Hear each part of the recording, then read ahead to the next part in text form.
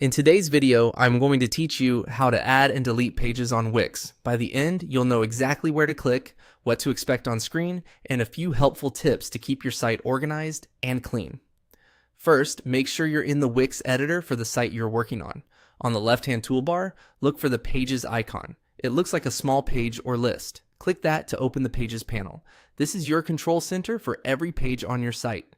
To add a new page, click the Add New Page button. Wix will show you a selection of page categories and layouts. For a straightforward, flexible option, choose a general page. This keeps things simple and gives you a clean starting point. After selecting the general category, pick a template that matches what you need.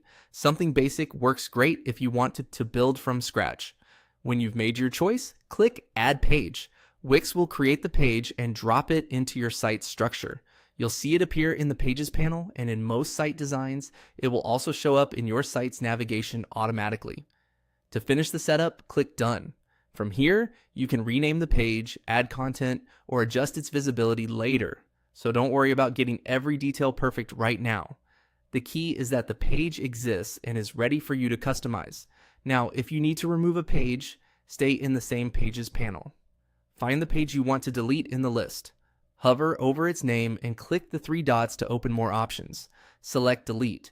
Wix may ask you to confirm just to make sure you don't remove something by accident. If you're certain, click Delete again to confirm.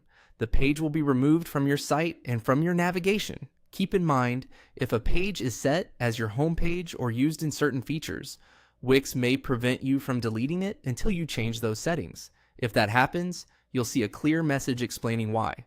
That's all there is to it.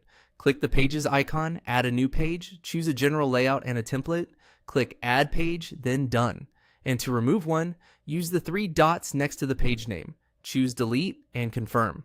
With these steps, you can keep your site structure tidy, add content where you need it, and confidently clean up anything you no longer use. Thanks for watching, and happy building in Wix.